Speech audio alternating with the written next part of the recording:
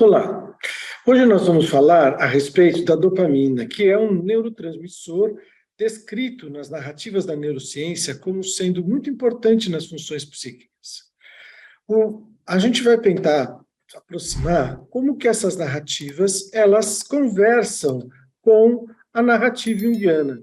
Jung já descrevia lá no início do século XX os complexos como sequências associativas que se organizavam ao redor de temas universais, de padrões arquetípicos, né? E ele nos dizia que aquilo que tem mais valor afeta mais e, ao afetar, ele conecta e produz sequências associativas que depois se repetirão na forma de complexos. Então, os complexos são fundamentais na narrativa junguiana.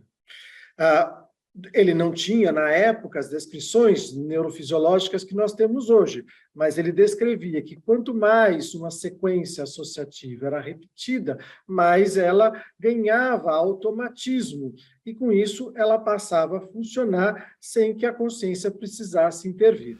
Nosso cérebro é uma máquina viciante. Qualquer desafio que nos é dado, a estrutura neurocerebral vai se envolver profundamente até buscar um padrão de repetição, de vício, de repetição e de vício. Além disso, o cérebro é uma máquina voraz. 20 a 25% de todo oxigênio e glicose que nós conseguimos absorver, o cérebro consome. Proporcionalmente, como ele é pequeno, ele consome o equivalente a 80% a mais do que o resto do organismo.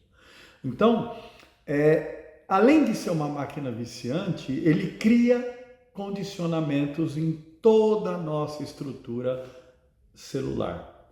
Desta maneira, o padrão dominante, dopamina e serotonina, mas mais dopamina, que está muito ligado àquelas coisas mais antigas do cérebro, que tem que viajar por toda a sua extensão para dar a gratificação e recompensa, ela é muito desejada, e quanto mais a gente consegue conquistar, mais a gente busca conquista. Ora, vejamos, a dopamina é um neurotransmissor descrito como aquele que favorece as conexões.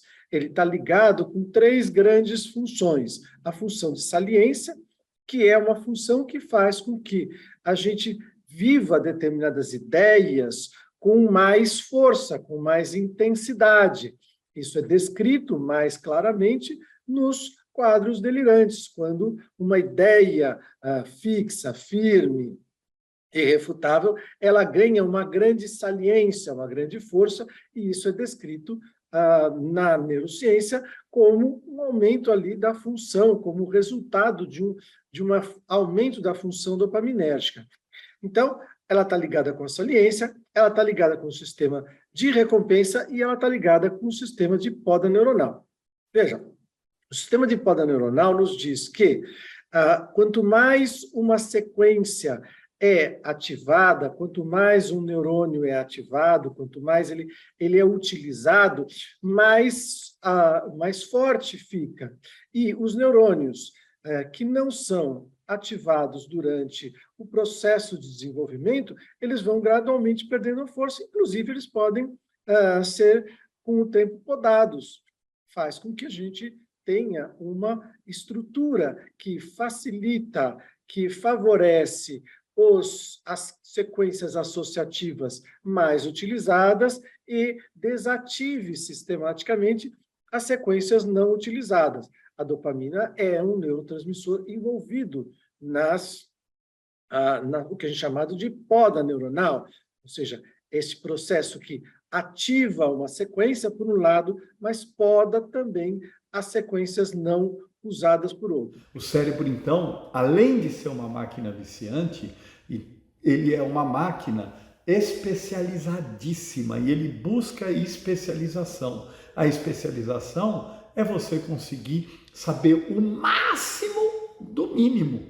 E é assim que o cérebro funciona. Então ele tende a ser muito obtuso, ele tende a nos colocar, se nós nos entregamos exclusivamente a esta condição máquina, do cérebro a ficarmos numa situação absolutamente unilateral, literal, obtusa, sem a abertura, sem lidar com o diverso, sem lidar com o novo. Um terceiro sistema muito relacionado com a dopamina é o sistema de recompensa. O sistema de recompensa ele é descrito como aquele que faz com que a experiência de um evento tenda a se repetir. Alguns autores vão descrever a dopamina como aquilo que é liberado, dando a mensagem de que é preciso agir para alcançar uma meta. E isso é muito interessante se a gente pensa do ponto de vista junguiano, porque a meta é definida por quem? Pela consciência, pelas experiências vividas, internalizadas, pelos complexos que determinam que seria melhor atingir esta ou aquela meta. E veja que essas descrições dopaminérgicas, elas, de alguma maneira, elas relacionam não só ao evento em si, mas à expectativa. Então, a maior liberação de dopamina aconteceria quando o evento supera a expectativa colocada pela consciência. Então, há um papel fundamental aqui de como que a consciência está configurada na liberação e nas interpretações neurofisiológicas. Então, quanto mais intensamente as expectativas são superadas, mais a dopamina é liberada, mais uma determinada sequência, um determinado circuito, um determinado complexo associativo funcionaria de maneira mais intensa. O problema é que quanto mais o cérebro encontra gratificação, mais gratificação ele quer. Quanto mais você atinge uma meta, mais ele quer que ultrapasse essa meta. E quando você ultrapassa a meta planejada, pretendida, ele te dá aquela sensação de êxtase, mas imediatamente aquela meta já vira a referência da próxima meta que tem que ser ultrapassada. Então percebam, isso vai gerando um padrão de repetição, de aprimoramento, de especialização, nos deixando cada vez mais obtusos. Você fala, bom, isso seria favorável ou desfavorável?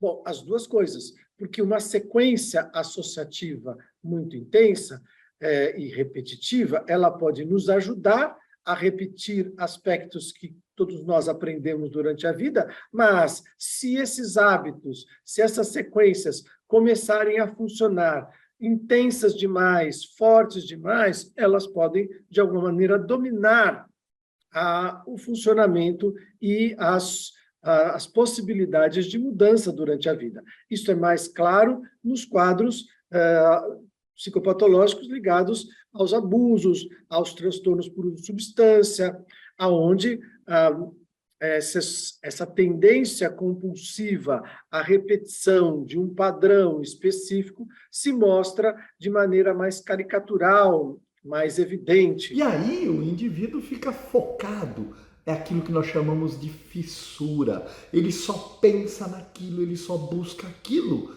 O problema é que chegou, precisa de mais e de mais, porque tem um movimento down regulation que vai fazer com que cada vez produza menos dopamina, que é o neurohormônio de gratificação e recompensa, quando você atinge a meta igual à anterior, porque o legal é ultrapassar. Só que não tem limite isso. Então, veja, a dopamina ela pode estar relacionada, e aí em vários estudos, com essa experiência de uma grande intensidade na consciência.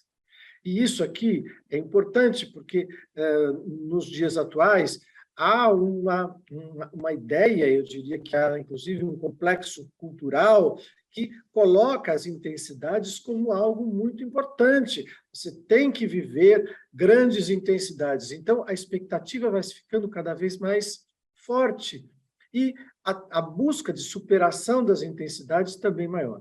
Agora, há um aspecto muito interessante, em especial no sistema de recompensa, que é descrito como downregulation. O que significa isso?